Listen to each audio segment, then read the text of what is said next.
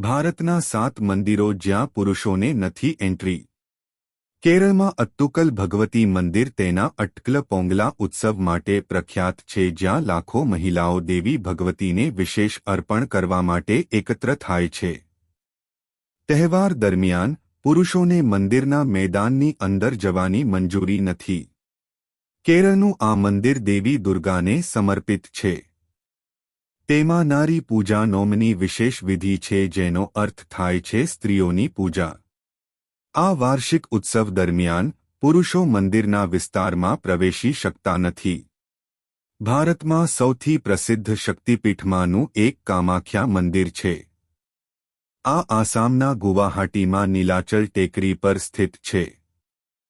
તે કામાખ્યા દેવીના માસિક ચક્રની ઉજવણી કરે છે અને દર વર્ષે અંબુબાચી મેળા દરમિયાન પુરુષોને પરિસરમાં પ્રવેશવાની મંજૂરી નથી। રાજસ્થાનના પુષ્કરમાં આવેલ ભગવાન બ્રહ્મા મંદિરમાં પરિણીત પુરુષોને પ્રવેશ પર પ્રતિબંધ છે। દંતકથા અનુસાર દેવી સરસ્વતીના વિલંબિત પ્રવેશ પછી બ્રહ્માએ ગાયત્રી સાથે લગ્ન કર્યા। આનાથી ગુસ્સે થઈને સરસ્વતીએ મંદિરને શ્રાપ આપ્યો। પરિણીત પુરુષોને ગર્ભગૃહમાં પ્રવેશવાની મનાઈ કરી।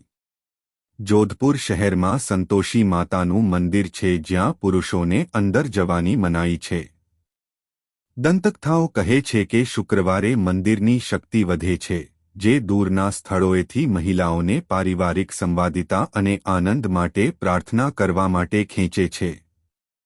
આ સમય દરમિયાન પુરુષોને આંતરિક ગર્ભગૃહમાં મંજૂરી નથી।